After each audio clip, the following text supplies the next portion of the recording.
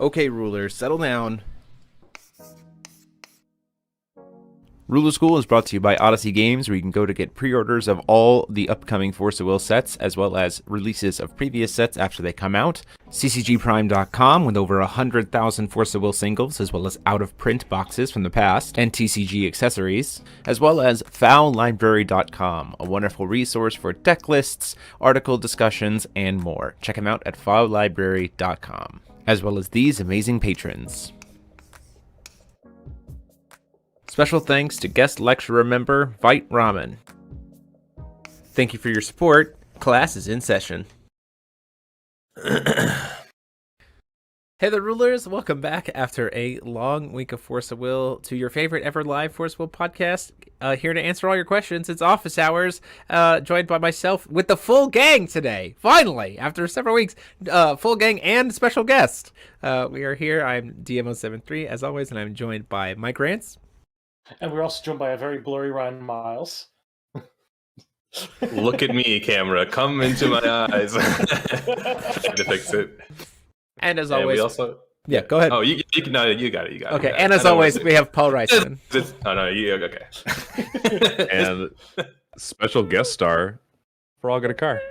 Frog in the car! Hey. Frog in the car. Everybody, round of applause. Go get some Keurig flexes in the chat for Frog in the car. Frog in the Car. Can I not have my frog background? Hold on. You continue. You got As Ryan sets up his frog background, I do want to say, as always, if you like what we're doing here and you want to consider supporting us, consider clicking that join button down below to become a member here at Ruler School. It gets you access to things like those wonderful Keurig emotes, helps us get new emotes unlocked, and helps us purchase new equipment. For instance, we were able to use funds from the members to purchase a professional-grade wireless video transmitting system so that next GP we can have no cables running between the stream table and the stream players, which will be wonderful because 75-foot HDMI cables are annoying. And so thank you all so much for that.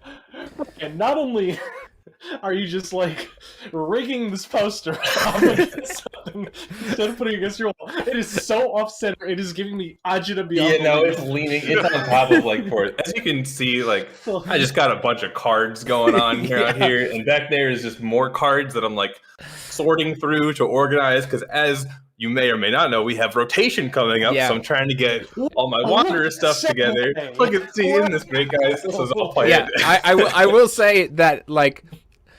This is Ryan being as serious as I've seen him with cards in a long time, because I legitimately, prepping for the past event, I was like, hey, Ryan, do you need any cards? And he was like, no, I own everything. I was like, I can't believe it's Miles owns cards in this year of our Lord and Savior. Yeah. It's a real time.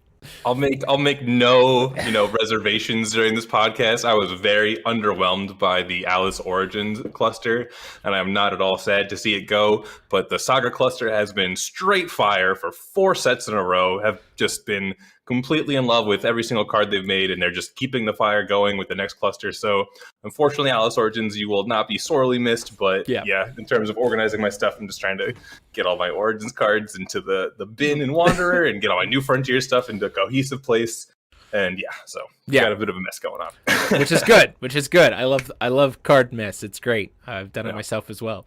Yeah, so we're going to be talking tonight about rotation. Specifically, we're going to be starting with talking about not necessarily the entirety of Alice Origins, because I think for the most part, go over every card in Alice Origins. Please not. Please don't. We could go over every playable card and be done in 10 minutes. I mean, the cluster definitely had its ups and downs. It had some highs and lows for sure in terms of playability, in terms of competitive impact, but it definitely feels like Saga cluster has been a different story in terms of like level of engagement and enjoyment as a cluster. So we're not going to talk about Alice Origins as a whole, because I think Alice Origins did what it needed to do. Like, it needed to be a cluster of kind of tiding things over to give us some transition time to kind of get us back into a swing of things. And the swing of things was Saga cluster, and they've really hit a home run there. So to that end, there's a lot of cards I think in Alice, not a lot of cards, but there are cards in Alice Origins that had meta implications beyond Alice Origins and just good old implications for Wanderer as well. And so I kind of want to have a discourse amongst ourselves about like what those cards are going to kind of be and whether you think that they're good enough or what kind of implications they are going to have as people continue to explore Wanderer format. So, Ryan, you've been the one most actively digging through cards recently. Do you want to share with us like 2 or 3 cards that are leaving from Alice Origins that you like can truly speak to having an impact in the current New Frontiers as well as still going to have an impact post? One more time, cards that are in Alice Origins. Cards that are in Alice's Origins that were New Frontiers going forward. That were impacting New Frontiers as of now, and will impact no Wanderer. longer impact it. Okay, well, I think the number one card on everyone's mind is actually going to be Mikage Rhea. Yeah, right? The most busted one drop in. Maybe. I mean, pretty close, I would say. Yeah, just being able to send darkness stuff to the graveyard has been consistently powerful for as long as we had Sigurd, for as long as we had Part of True Power. There's just a lot that card does. It's going to continue to impact Wanderer, and I think that the Dante Carlina like Satan turbo deck kind of falls apart when it no longer has the Rhea to put Castle of Beatrice in the graveyard. Castle of Beatrice by itself suddenly becomes a lot less terrifying when Mikage Rhea is not in the format. Yeah. I think that's the number one card that is on everyone's mind. On top of that, you've got Final Stance, I think would be my number 2, because Almerius has been really abusing that card, and it's kind of been like your go-to secondary tag deck, or 6-age tag deck when you weren't thinking about Fiefmuj, and I think Fiefmuj is very powerful. Who knows if we'd see it banned or if the power just falls off with the new cluster, right? We don't know. But Almerius was really propped up by Final Stance. So with that gone, and also with Mikage Rhea not able to put Final Stance in the graveyard either, like what does Almerius look like moving forward? So those would be my like top 2 picks. Sounds good. Mike, how about you? Obviously, I'm sharing Ryan's sentiment on Mikage Rhea because sure, I think we would all say that. So 2 other ones. Sorry. No, it's fine. It's fine. No, the biggest one that I'm actually gonna make a note of is Magnus Guardian Beast. Yeah, because I feel like that card was single-handedly the thing that propped up some of the most grotesque combos that Fiefmuj was able to pull off. Mm-hmm. And seeing that thing go means that those players are gonna have to just like pursue a chain into a never end, I guess. Yeah. I don't know, dude. I think there's some new stuff with the new cards that Prissy can do, but I don't remember exactly what everything is. Yeah, it's just like there's nothing that like immediately comes to mind other than 3-drop that gets 2 never ends that immediately just start doming face, smacking your opponent beyond belief. And like Prissy is still good, but like you said, it like takes some of the heat out of the degeneracy and safety that those decks had. For like the same reason that you said with like Rhea not suddenly making the safety of Castle of Beatrice not feel so safe, right? Because we don't have a way to get Castle of Beatrice to the grave consistently, really. Like suddenly some of the engines that are like, this is only really degenerate because I can protect it so well. Suddenly you can't protect it as well, so you're like, Selective Decapitation combo didn't require Magnus Guardian Beast, right? I'm pretty sure it does not. It is, but it is Sigurd, I believe. Yeah, it does. It does get better with Sigurd for sure. It's certainly playable without it, but it is more of like a puzzle than like a comfortable combo deck. So having played it in twice as many combo pieces, like when Magnus Beast could just like one combo into 2 never end, and that was a win condition. The Selective Decapitation combo is like it's 2 pieces, so you need Prisia +1, and which doesn't sound like a lot, but when you're doubling the number of pieces you need to combo off, it really is significant to not have that anymore. Sure. Magnus Guardian Beast is a good pick there, Mike. And even Carlina was playing Magnus Guardian Beast as an option, so it was like a very impactful card.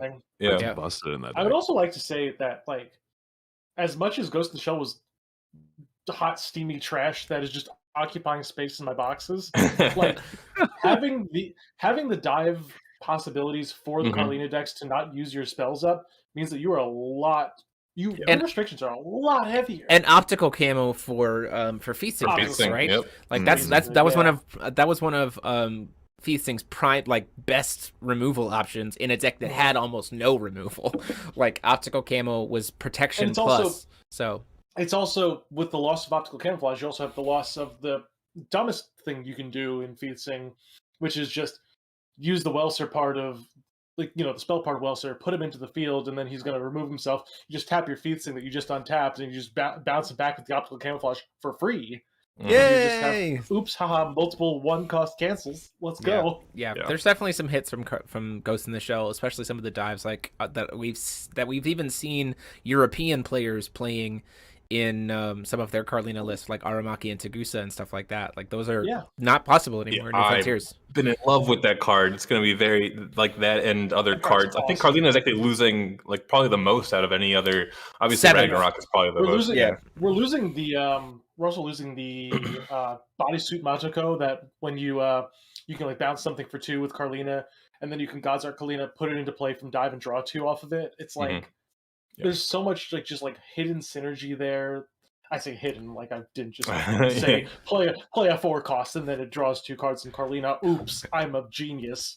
But at the same time, it's just like it's just certain things that just like it wasn't designed for Carlina. It wasn't designed with Carlina in mind. It's just something that you just kind of fell into. Yeah, for sure. Paul, what about you? What are your thoughts? Well, besides all the other cards that we're talking about today, I know Sigurd is banned. So that's how good it is. It's banned. Wanderer. Get that out of here. I'm going to go off and say one of the cards that I don't think people think about all that much anymore, but definitely deserves a place here, Last Secret Sword. Oh, yes, please. That card, I'm glad. That card saw zero, like, barely any play. It saw, like, play a little bit in Melgus and then vanished from existence. And then Secret Duel of the Moon, like, especially with Secret Duel of the Moonlight. Like, Secret Duel of the Moonlight never saw play. Last Secret Sword saw some fringe play and some burn decks as finishers. And then suddenly we were like, hey, Inferno Belial. And then Last Secret Sword was just everywhere. Just like,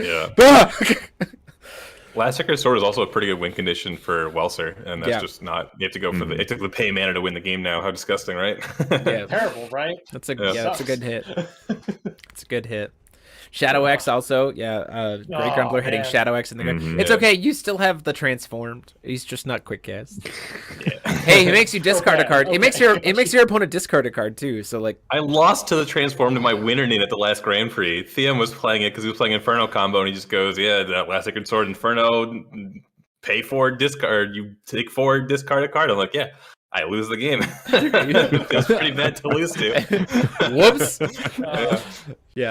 Yeah, it was. All right, Jeremy, what are your top cards? My top cards that are going to be gone is I think we've hit on it a little bit, and I've been an advocate of it, especially since the 7th dropped. Has been Raise and Revive.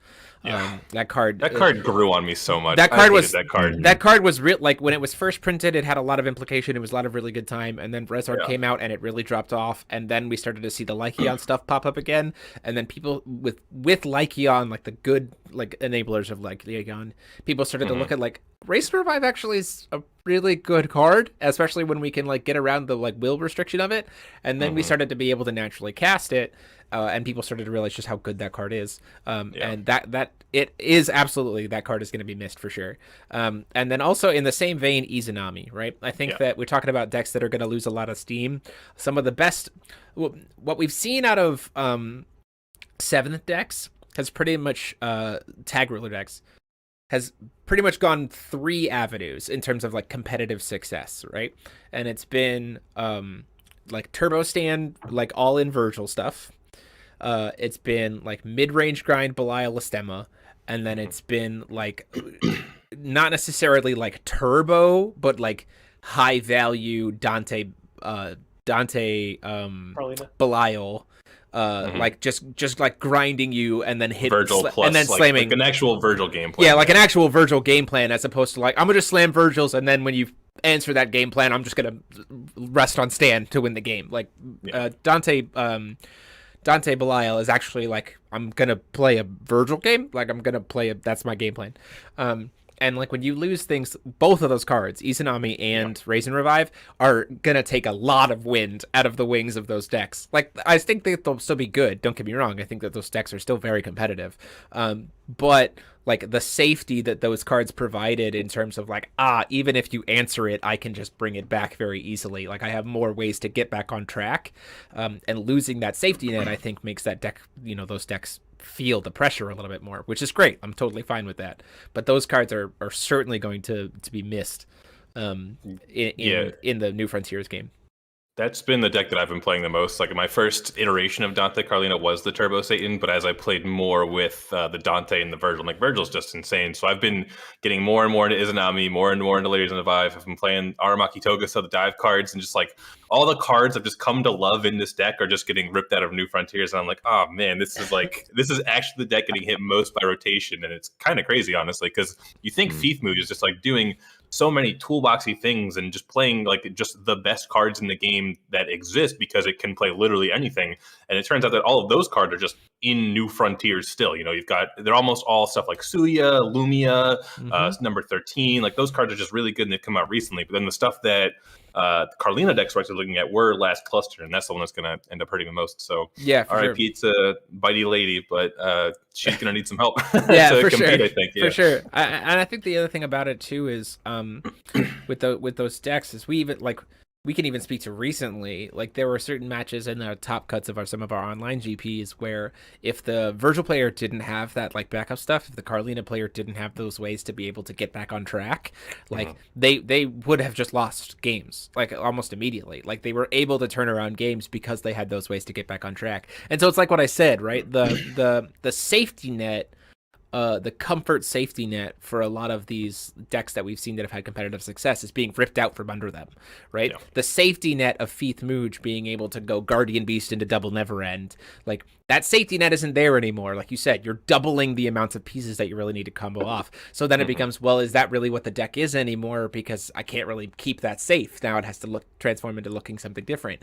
The safety net of just like, I'm just going to casually jam Virgil on turn one every single game. Even if you have an answer for it, I'm just going to keep pressuring you with the same Virgil. Definitely can't do that anymore. You can't do that anymore, right? You just can't. And so those decks have to shift. And I think that's going to be the biggest thing, I think, on top of the biggest thing that everything's losing, which we'll talk about in a minute. That's going to be, I think, the biggest change of this rotation is seeing how decks shift to not being so safe. And like that, because I think if you speak to anyone, everyone will agree that decks are no longer as safe as they are anymore. At least in terms of to do the craziness that we have been doing. It's just not safe. Part of that also comes with the dual stones that we're losing, right? Exactly. That was about what I was going to bring up is... like when you try and do like your consistent broken thing on one, not only is it not safe, but like your stone base has to be really specific to have like your consistent turn one play, but also like play 40 of the best cards in the game, because we do have, as we've seen through, Feeth Mooj and the Stem of Belial, like we have very powerful control decks that have a lot of answers to things, and then it's only getting even more so with Hanzo and Kaguya being even more like reactive, and then Nyarlathotep being very, very proactive and killing you very quickly. And I think even Odin has some legs as well. I haven't really messed around with him too much, but like the new decks are extremely powerful and they're operating in one color. And if you're playing one of the older decks, losing dual stones is going to hurt a lot compared to the cards that are just coming out. Yeah, that'll be the biggest thing is like, how do decks adapt to slowing color-wise? Because, I think you'll see a lot across the board, kind of just some like theory crafting, right? I think you'll see a lot of Fallen shifting to just across the board Dante X, right? And not being so experimental with what they're going to try to go for. Like they're just going to go for Dante X, so that Dante, like, sure, you'll probably cast your Virgil on one, even if there's a cancel going by, just so you can kill Dante, and that you can play stand stones, right? So you can feel comfortable there. I think you'll see like decks playing, if there's any kind of white splash whatsoever, you're going to start to see people play the Amadeus Crystal just in case they walk up against a tag ruler, because I think tag rulers are still going to be good. But I also think... Go ahead. Increase. I think we're going to see a major increase in just like green focus decks, not only because green's the best color in Force of Will, but also Magic Stone of Knowledge is insane. Sure, Brad, like that's going to be really good. I also think you think of like, as you think of Loki, right? Even with new rulers, right? I think Loki plays 4 Dolly, like just base start to Dolly. Like Loki is, you're going to play 4 Dolly and you're going to play 4 the Olivia Stone. Your base blue, right? But like even having that one time where like you have a Dolly and you need that one extra color, cool, Dolly's got it, right? So that's a deck consideration that you wouldn't originally maybe think, yes, I'm going to play Olivia's Stone and 4 dollies in my Loki deck, like you're not naturally kind of linking that, but because you need to get kind of creative with stone-based flexibility, especially if you want to try to get greedy, that is dual stones are missing, right? And I think that's the thing is 6-stage tag rulers have, especially without Aractia's Memoria, have been comfort in 3, splashable 4th, pressured in 5. But but doable, like pressured but doable in 5, right? And then like splashable 4 is like, yeah, I can handle a 4th color. But I think now with the loss of the dual stones, loss of Ataractia's Memoria, you're gonna start to see like tag rulers are gonna go comfort in 2. I might try for a 3rd. Don't talk to me about a 4th. Singleton rulers are still good, but I also think that singleton rulers have naturally felt comfortable in the comfort in 1 stretchable to 2 color range, right? And so when you have the things that they're competing against suddenly having to shift more to their level with color flexibility, then suddenly the meta gets shaken up even more, right? Because you don't have to worry about, oh, well, you have every answer in every color. How am I going to compete when I can only really touch 2 colors? It's kind of weird. I'm not 100% sure I agree, because it's just as hard to get a second color as it is to get the next 4, right? Like you're either playing a monocolor stone or you're playing a 5-color stone. That's true. That's fair. It's not really a matter of like, oh, do I get to play these 10 blue cards? It's do I get to play 10 cards of any color? And then like, it's really just like, how many slots do you get to be off your base, right? Sure. And I think green actually feels the most comfortable trying to splash other colors because they do have Bradstone. It's just you have to be base green in order to play Bradstone, or else you're missing your turn 1, your turn 2. You just can't play the game. So when you're looking at turn 3 plus, you get to splash. And I think tag rulers that are base green are going to have the most flexibility because they get both of those stones and they get to really kind of delve into it. And if Thief Mooch keeps liking on, they can still be a 5-color deck. But that's really it, So I think it's really going to be just how many cards do you feel comfortable splashing off color, and can you afford to not play them on turns 1 and 2, and those are going to be the most important turns in the game. So even though Magic Stone Knowledge does come across as this, oh, we actually have a 5-color stone in this 1-color format, it's like, do you get to live to turn 3 to cast that card? Is that because that's a serious consideration with how fast the game is getting? Yeah, especially since we've talked about before, and we've really seen it as this trending theme for green. Is green continues to have like the shittiest spot removal in the game. And spot removal is. Do they have any right now? I don't even think they do. No, it's all cancel, right? So like green has had to rely on other colors for any kind of good spot removal.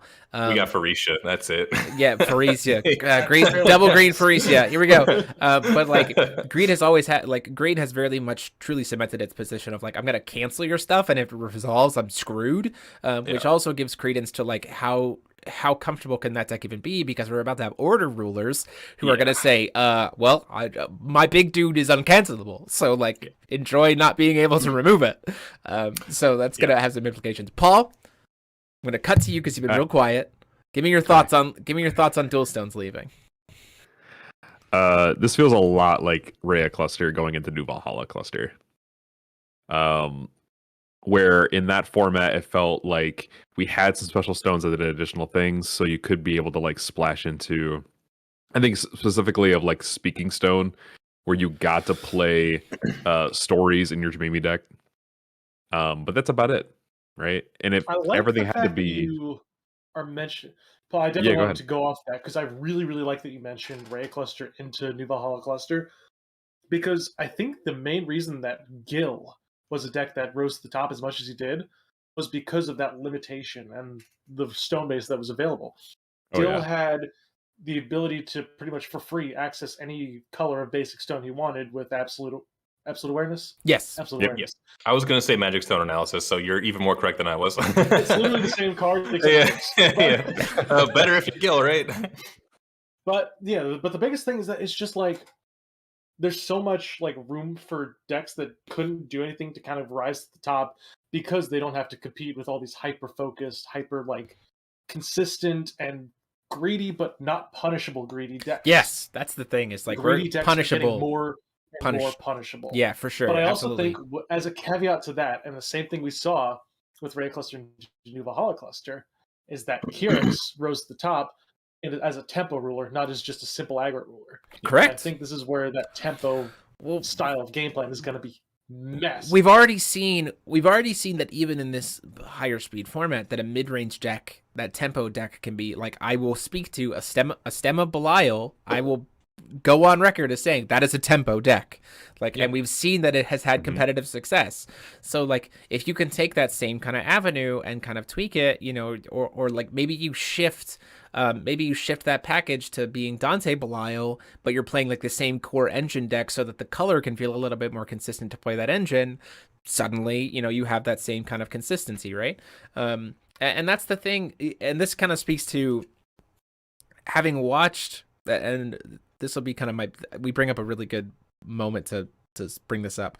So when I was editing the feature match of the Eldorado Flicker versus Zalus Palace deck match that we put up this past week, I was watching it, and I told Paul when I finished watching it that it was the most I had felt like I was watching old school FOW in a long time.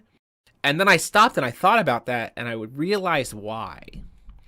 And so I've truly, I think, get a good grasp of what separates the pacing or the feel of old FOW versus new FOW. Old FOW was 2 to 3 turns of setup before we started interacting with each other.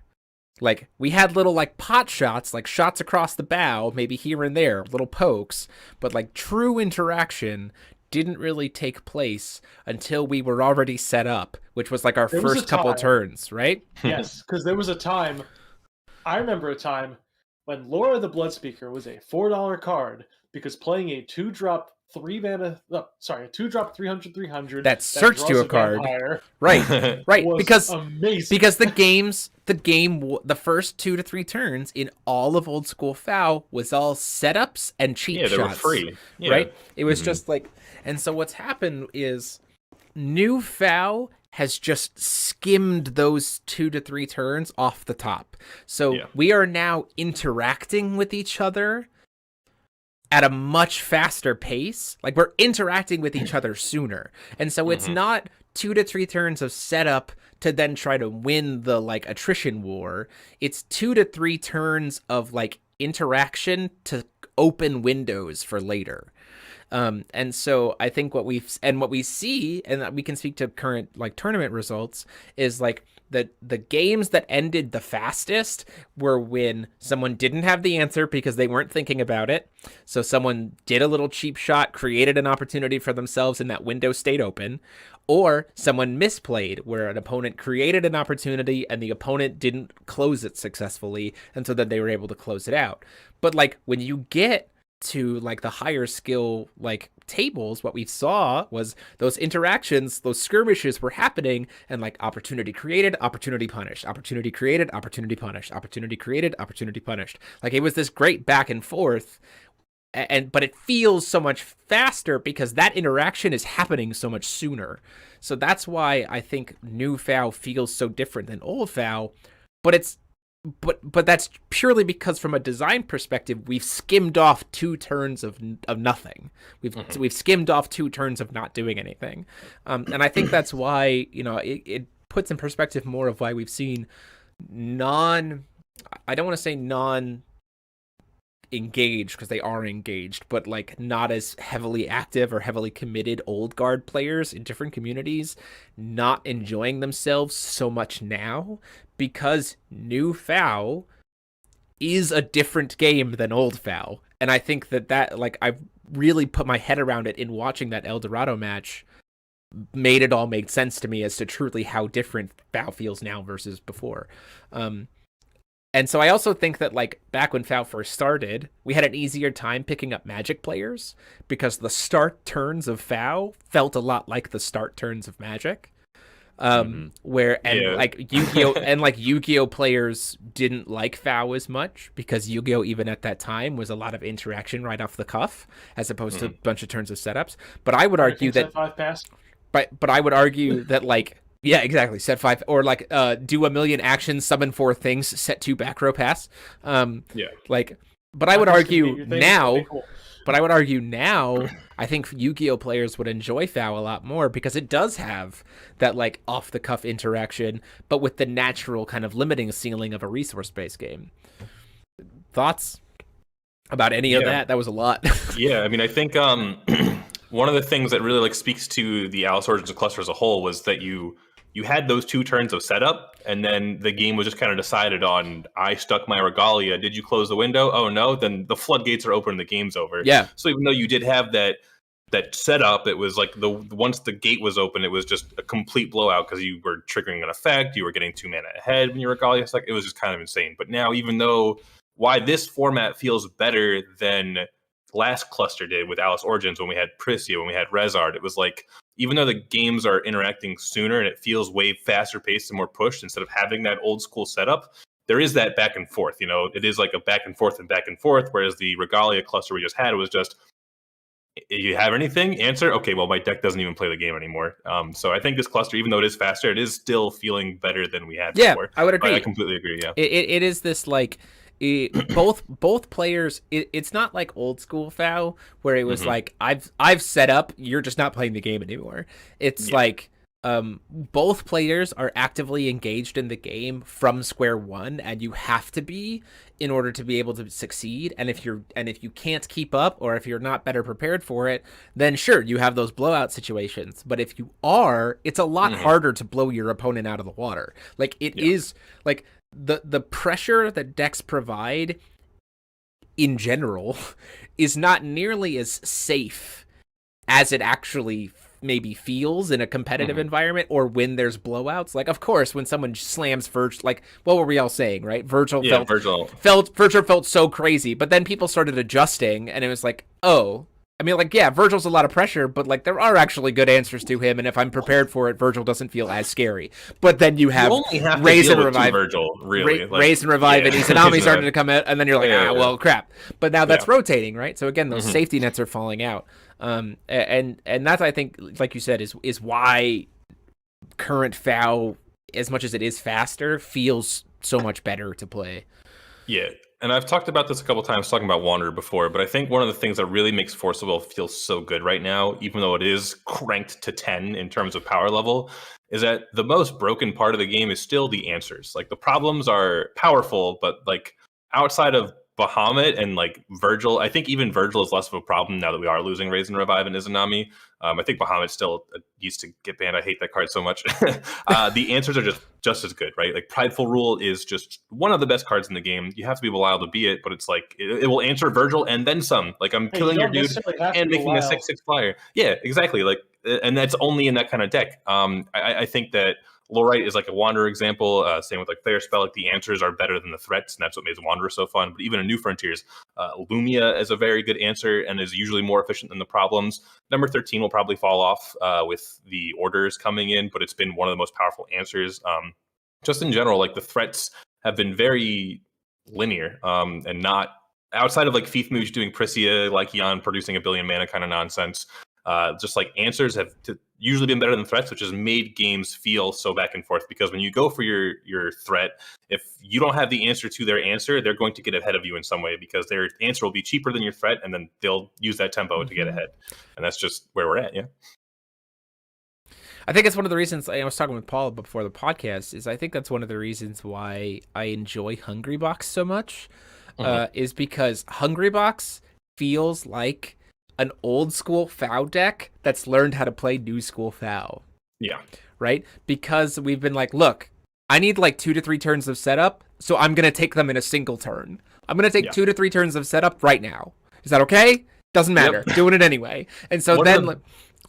Like late game, and that's the thing, is like late game FOW, old school FOW, did not feel nearly as linear as it does now. Like you said, like the threats of old school FOW are significantly less linear than the threats of like new school FOW, which is one of the reasons why I think I enjoyed Hungrybox so much, is because like I am playing old school FOW finishers, but new school. Like the idea of like, I'm going to stick a Virgil, I'm going to summon a Virgil with 7 stones on the field already. Like, I'm either gonna punch you in the face. I'm gonna punch you in the face for 10, but I also have the added flexibility of maybe I just ping you for 4 twice, and then the game's over, right? Yeah. Like, old school FOW had that kind of like, Mikage, like the old Mikage ruler, right? That man, got 20 counters flipped and then just sat on his flexibility going, what are you going to do, right? I'm going to kill you in a million different ways and you can't answer it. But like, and that's why I think, Hungry Box persists as it is, and why I'm totally fine with like the idea of a Trout ban, is because like I don't think Trout needs to be banned, but like that's why Hungry Box works, because it has the better end game flexibility that old school FOW brings to the table, with being able to punch through those first 2 turns of setup that new school FOW won't permit. We made a good deck, Mike. We made a good deck. We did it. I remember when you asked me, make me a Wanderer deck, and I'm like, all right, cool, Carlina exists. Time to build the dumbest, stupid toolbox I've ever made in my entire life. We've created a monster with that deck. Last time I played it, I was at 5 stones at the middle of my turn 2. Yes, that's correct. How many tries did you resolve? 4. No, Nice. I think I resolved 2 and an institute. It was gross. Pretty decent. Yeah. I do love turn 1 Institute in every Carlina deck I've ever played in my entire life, especially when you hit the Broken Stone. Speaking of The the Broken Stone. 6 I have to age. say the card's Hey! name. I don't have to say the card's name. You know. Yeah, what we it all know is. you're talking about Ruler's Memoria. That card's been around for way too long. Yeah. Excuse me, I ban was it. talking about Shadows Memoria. Thank you very much. What is Shadows Memoria? I don't even know what that is. That a real card? God. Dark Alice's. That's Dark Alice's stone from way back in the day. Oh, no, you know- the The one where remove you a have to card from reveal the a game. shadow, otherwise- Oh, Yeah. I have no idea what you're talking No. about. No way. It's terrible. I Yeah, know you it's don't. like It's bad. awful. It's so bad. It's so bad. No, I've Don't- been using. don't use it. I have 6 Magic Stone to the 6 ages. So in order to supplement the last 2, because obviously you need 4 in every deck. Sure. I will say that I don't think you necessarily need 4 in the new stuff. In the Or new, 6 the new age? the new Odin, like the new order rulers. Yeah, no, I don't think you do. Mm-hmm. You're definitely not playing them in Yarly. Yarly's like 20 fire magic stones or bust. Like Yeah. No, she's Let's got go. a game plan. No, but what was I saying? I lost my train of thought. I'm sorry. You're talking about 6 stage stone. You play 2 Shadows Memoria in place of your 2 6 No, stage I stones. played 2 Yggdrasil's Moria because they look the same, and Yggdrasil's Moria has literally never been taken out of a box in its entire life. If anybody said that they use that stone, they're lying to you. Is that the one where like If your If life you're is ruler- 100. If you control a J ruler. Yeah, that's it. Oh my goodness. I mean, Yeah. technically speaking, the order rulers can use it. No, they can't because you. You're a J ruler. Yeah, They you are J can. rulers, have yeah. You nothing can't. but J rulers. Yeah, Oh yeah, for yeah. sure. You guys remember when Gil came out, like the black one?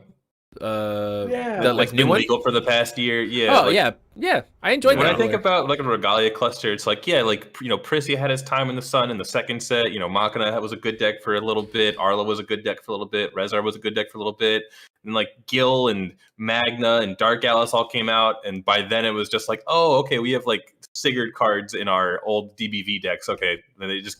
And then Welser and Shayla came out and the tag came out and they just never saw anything. Excuse It's me. reminiscing a little bit. You almost lost a match on stream to a guild deck.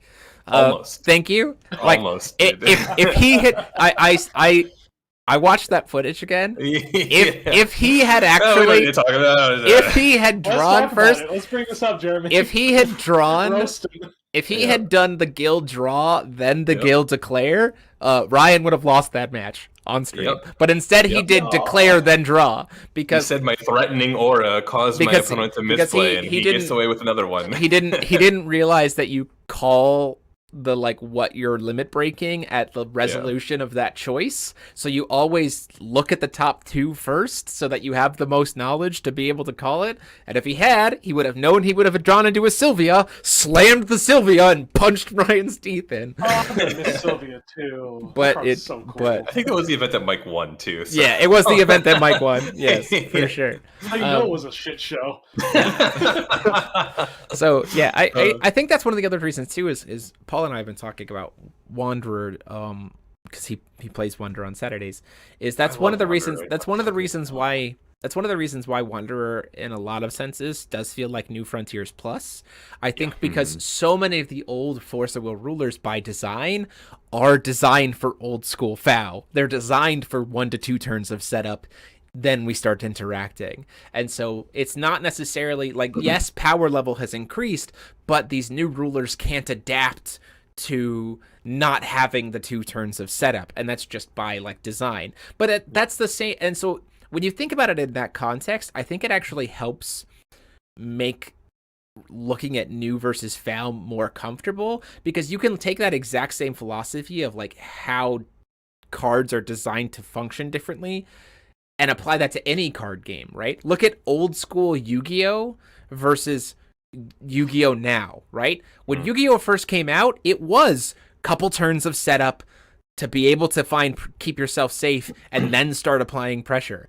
Yu-Gi-Oh now is not that. Old school. I'm gonna drop a 1700 beater, and you're gonna deal with it. I'm gonna drop a four-star 1800, and then you don't have anything that can stop it for the next 2 turns. All you can do is play defense, right? My wall of illusions. Yeah, exactly. Yeah. It has 1850. Summon my summon skull.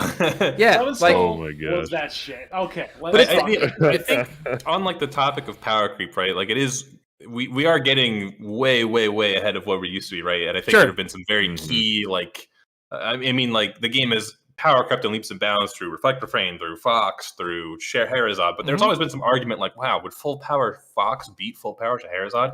Who's to say? Would full power Reflect Refrain Alice's World beat full power Scheherazade? That's kind of crazy. Like maybe Lorite and Fair's are the defining factors. But there's almost like not even a competition now with how powerful the game is against, you know, some of the older stuff. Sure. And I think like DBV was kind of like a very clear turning point where Forcible said, all right, you know what? Gloves are off. Let's see what we can do here. But they also, when they printed DBV, we didn't have dual stone. So the consistency was like the thing keeping the game kind of in check, which was kind of cool. But now we're really getting to just like unleash force of will, make some broken stuff and kind of see what happens. And Wanderer, more than anything, is feeling the effects of that. But it is interesting to see how. We did see, Yeah. like the thing with like end of Alice Origin cluster formats we saw was that we got the last of the dual stones released, and that was when literally all the floodgates broke loose, and that's where the game was in a state of disarray enough to where I topped an event. So let's talk about that. Yeah. But it's just like when you release all the limiters, you see the power level for what it is, but when you put those limiters back on, I feel like we're going to see something really interesting this set. I think this next set is going to, you know, re-emphasize, but like even watching Charlie's, which I highly recommend you go do. He did a wonderful 2-hour video, 2-hour video talking about every single card of the set, and he really broke it down really well. Like it was a wonderful video. But like when he talks about the newer stuff, and when you think about it in the context of not having dual stones, like there are more so than ever going to be linchpin cards. You need this card to survive. You need this card to stick in order to be able to push through, because we don't have the floodgate opening ability of having so much flexibility with our color combinations. And that's where it comes into play, where this interesting stuff about, like Ryan said, our answers have always been like so good, like so important. Because with the loss of dual stones, you lose a lot of flexibility, you lose a lot of safety, so you have to fall back on these kind of like bread and butter strategies. But then when you have bread and butter strategies, those are more susceptible to being punished, right? You can't play as greedy because then you don't have anything to fall back on if you get punished, which I think creates, again, I don't think it makes us, I don't think it shifts us back to like, we're just gonna, you know, have 2 to 3 turns of setup. I don't think we're gonna shift suddenly back into like old school feeling foul, but I think we're still going to see more like, I almost kind of think it's going to further emphasize good and bad matchups more so than we saw, than we saw from this past format. Because this past format, we can all admit that there were some good and bad matchups for different decks, right? But good and bad matchups could be played through if you played smart and prepped for them because of the flexibilities of dual stones. And I think with losing that, we're going to feel good and bad matchups way more than we did this past format. Like, you're going to sit down across, like, I think if you're a Kaguya deck and you're going to sit across from an Odin and you're going to go, fuck. Like, pardon my language, but I think you're going to sit across from an Odin deck and you're going to feel pressured from the get-go.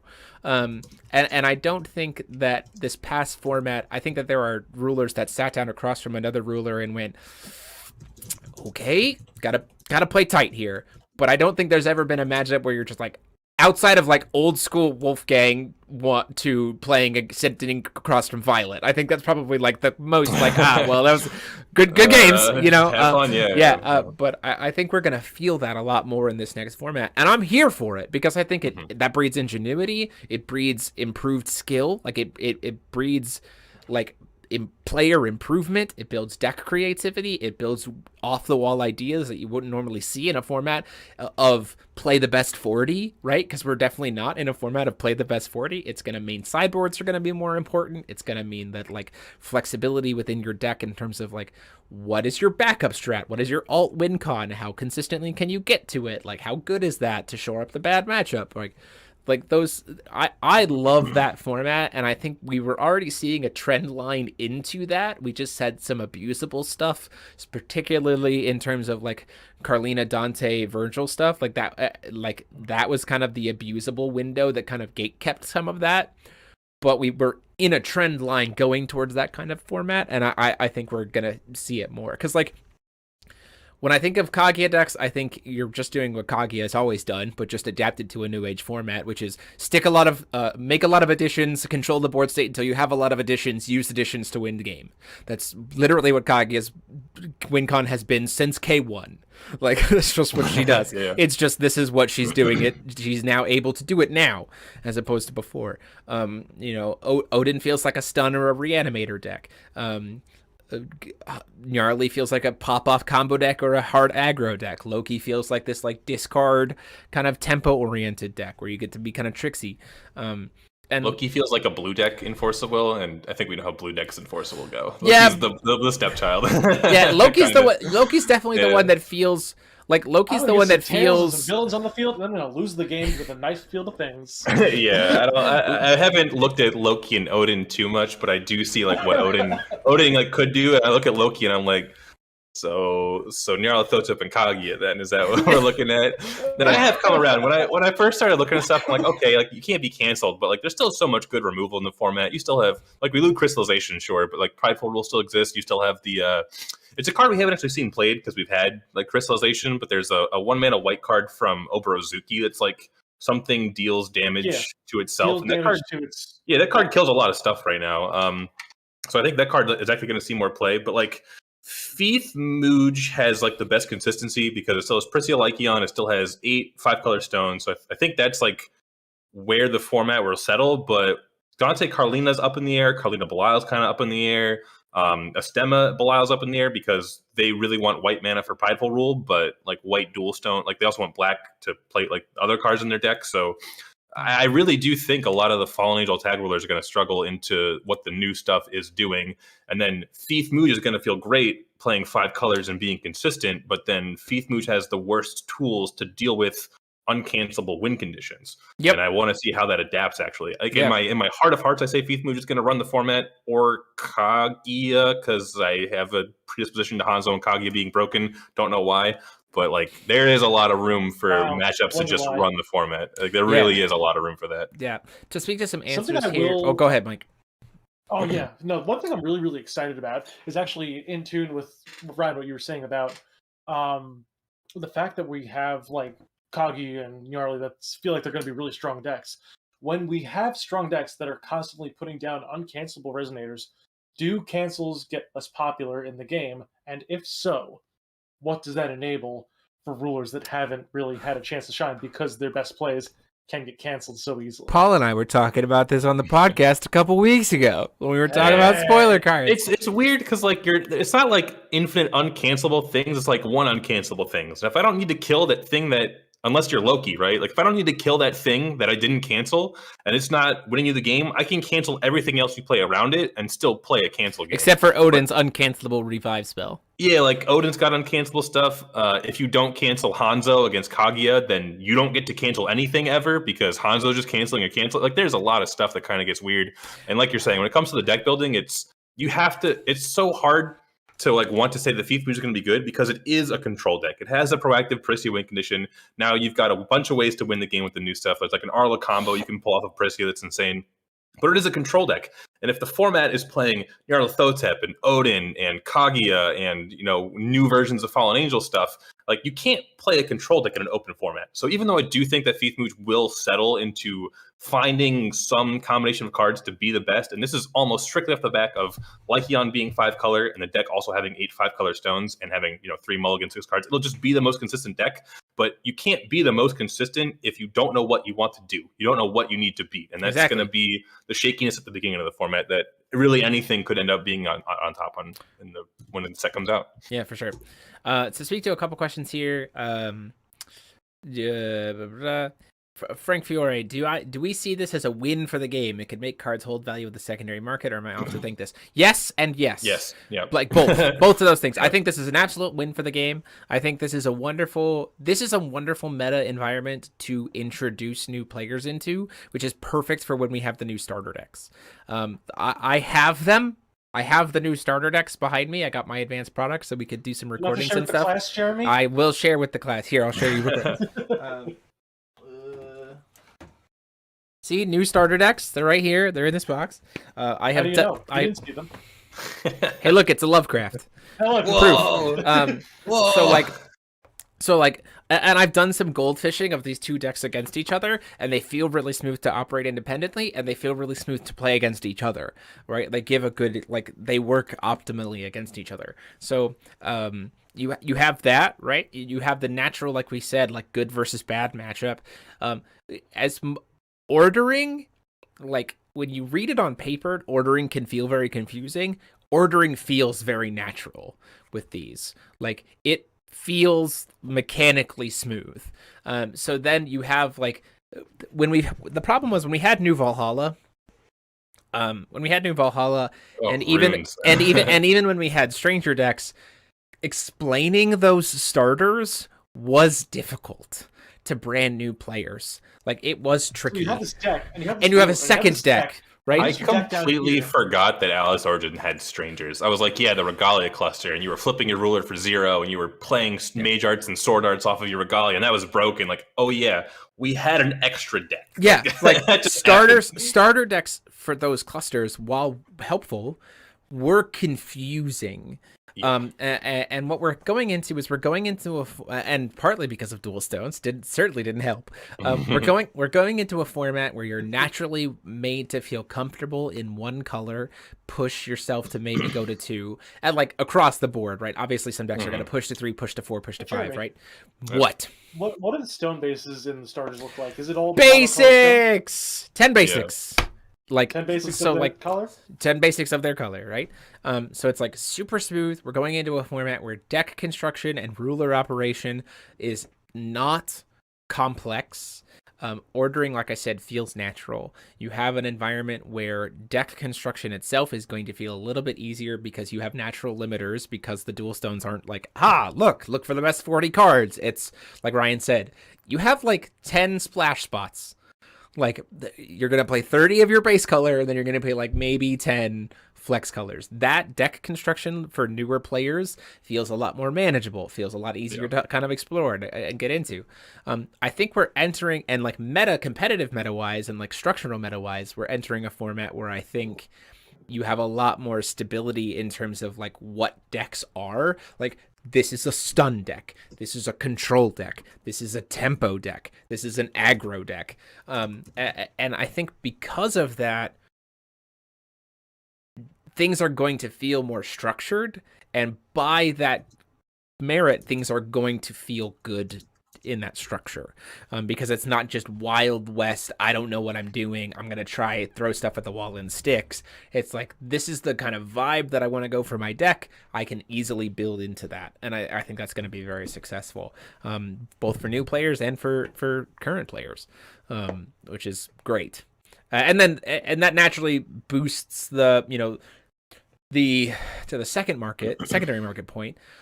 When we have a format that's driven on a true influence of good and bad matchups, it means that your secondary market naturally will have its tide risen, because more cards across the board become more important because you have a consistently rotating point of interest in the meta. So you have to be more prepared for more things because the meta can shift at any given moment. So more stuff is going to be viable, and therefore more stuff is going to hold value. So, Yep. there you go. If there's other questions, me trying to figure out Divinity, yeah. Bleh. Oh god, that was just a silly. Like the trying to build a rune deck. Like, do I want a 10 Divinity rune deck and never think about it, or do I want like a 12 Divinity rune deck and then it gets try explaining that to a new player. Yeah. Like, oh, I have Divinity 10, so I can only play Divinity. Yes, but no. Yeah. When the stones rotated out there, is there higher what for Carlina? Yay and nay. We kind of talked about it. Yeah, they're like Carlina's losing a lot of cards that she likes. That's part of the problem. And if it's the same thing as like Ragnarok, where Ragnarok needs as many cards to pull from as possible. Carlina is losing all of the cards that she can play without casting. So now that once per turn, I can only play one card is a lot more strict. You still have like Garyon and Pig and Fallen Witch and all them. Yeah, Garion's still really good, right? It's very good that he can kill 1-drops when a lot of the 1-drops aren't cancelable, right? It's very good. It's very good that he can stop you from being able to cast 1-drops when 1-drops are insane. That part is also very good. A Garyon 6 and your opponent's the Hanzo player going, I can't play Hanzo right now. I can't wait to play uncancelable Garyon. Let's go. Just Castle on 1, Garyon on 2. What's good, Kagi? Are you trying to play the game? Didn't think so. And then Nyarlathotep's like, get out of here. Yeah, Carlos was like, oh, you played Castle on 1? You're going to die. But yeah, I'm a huge Carlina fan. I've been playing Dante Carlina. I've been messing with Belial Carlina. I think Belial Carlina becomes the standard because the token stuff is still really good for her. Swarm of Cthulhu is still a very good card. It's kind of insane just going into this format still. Yeah, lots of good stuff the deck does. Didn't lose nearly as much as Dante Carlina. So I think that like Carlina is still going to be there. And Carlina Belial is the version of that deck I would expect to see the most and will be very powerful. But I kind of see Gnarl running all over that, honestly. I don't know too much about it. I think they have enough like instant speed burn to beat Belial Godards, but I don't know. So here's something really interesting. With the fact that we're getting a less consistent stone base, do we finally see Gruus Ballesta's time to shine? I mean, Gruus Ballesta gets to play the gnarly stuff and get stupid with it. What does Gruus Ballesta even do? Well, so a lot of people have talked. So it's been. There are no stupid questions, just stupid world champions. The Force of Will community loves to hyperfixate before full sets are released or before we have any experiential time. Whoa. We don't hyperfixate. Nyarlathotep or Kagi is the best deck in the game. We don't hyperfixate. Continue. Yeah. Okay. Great. So the one thing that has been talked about a lot is the magic stone or the spell for Gnarly that costs 1 that rants you 3 stones into play tapped. And then they're like, well, based on how many 6-sage stones you hit there, it becomes 1 mana actually ramp, like permanent ramp, because you can like trigger 6-sage stone multiple times and then like use Gruus Ballesta just to like sack them and get like Pig in that deck. That's kind of cool. Yeah, that's so kind of like, cute. There's some interesting things that can go on there. So like but that's the other thing too that I think is super important is like I said, with breeding creativity, is with the pressure being eased up to push yourself to multiple colors with like your natural lens of where you're trying to go more colors, you get to be more creative, which continues to breed jank.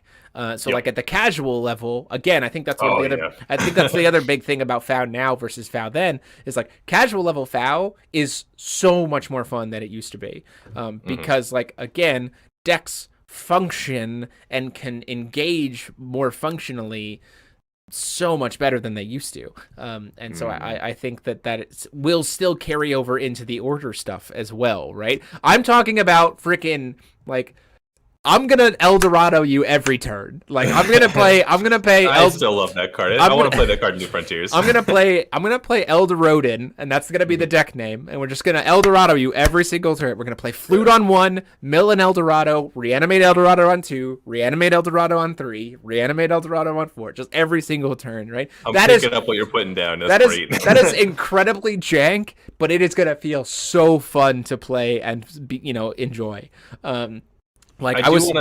kind of piggyback onto Go that for it. because I on the topic of jank, like one thing I don't like with the new rulers is they do feel kind of linear in their design. Like I think Nyarlathotep has a very clear way to build that deck where there's not much room around that.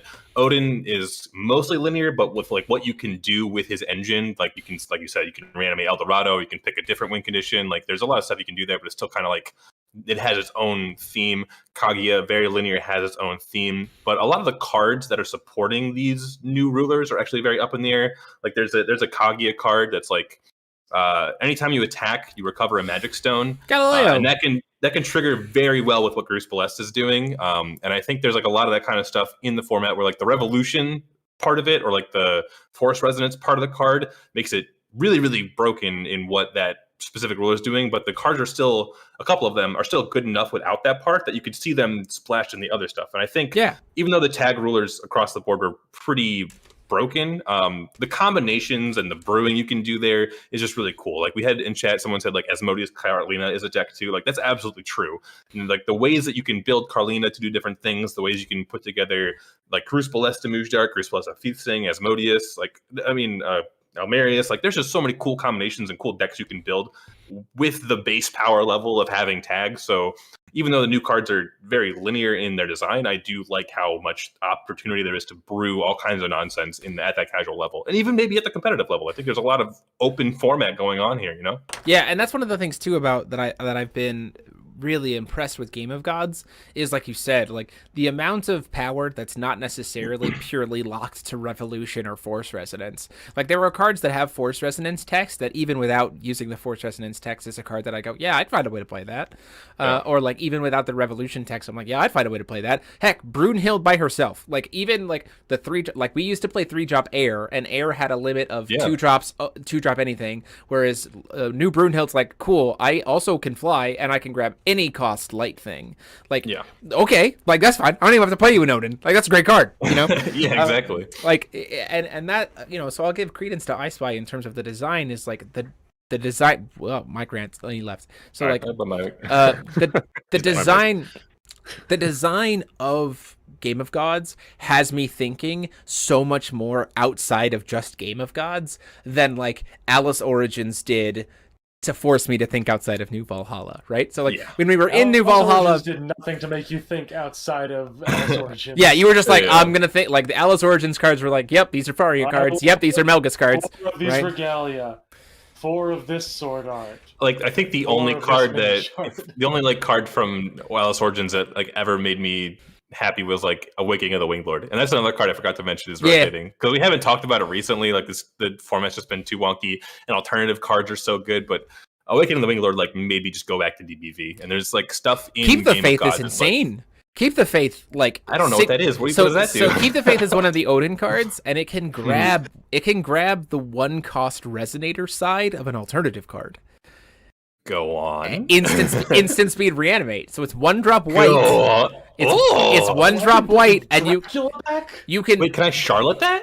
Yes. Well, yes, you could Charlotte it. So if you have or like you like have a Suya engrave, you can pay 1 white and bring back Suya at instant speed. Like what? Like suddenly because of that card, I'm looking at alternative cards a lot differently. Like, you know, Game of Gods. Once again, like we talked about it with the advent of with Assault, we talked about it with the 7th, we talked about this.